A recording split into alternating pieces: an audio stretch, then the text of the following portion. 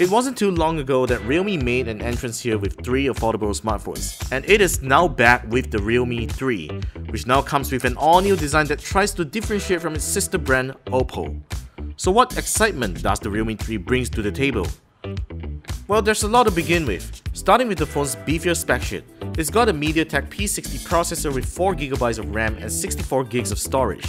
The display remains at 6.22 inch with a HD Plus display resolution and a water drop notch that we have gotten used to.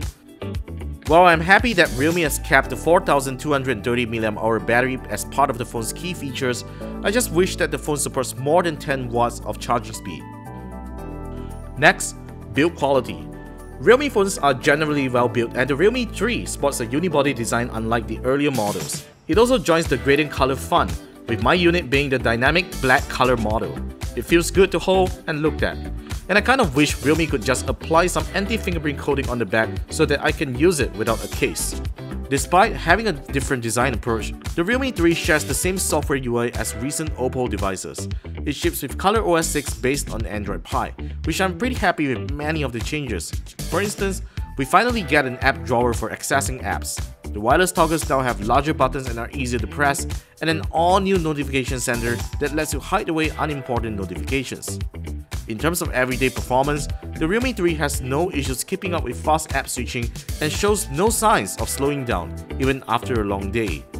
Gaming performance is reasonably good for its class. The Realme 3 sports a 30MP f1.8 main camera supported by a secondary 2MP depth sensor. While this is no flagship camera, it takes decent quality pictures for its class under good lighting conditions with great color saturation and detail. The phone's camera software is also the first device to receive the nightscape mode. When enabled, it helps improve details and exposure when taking pictures in low light with the help of an AI anti-shake algorithm. And you know what? It really works well, and low light photos taken with nightscape look really good.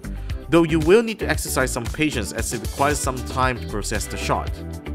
Like I mentioned earlier, it really is a bummer when the Realme 3 doesn't support faster charging for its large battery. In my test, a full charge can usually last me till the next day with heavy social media browsing and media consumption.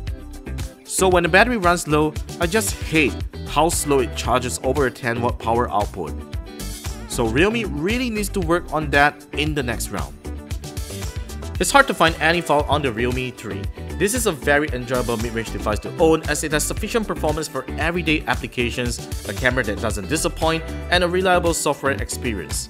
What makes this even more enticing is the phone's retail price. It will come in 2 storage variants. The 3GB RAM and 32GB storage model will cost you 599 ringgit, while the 4GB RAM and 64GB storage model will cost you 699 ringgit. It's a no-brainer for budget phone hunters and an easy recommendation.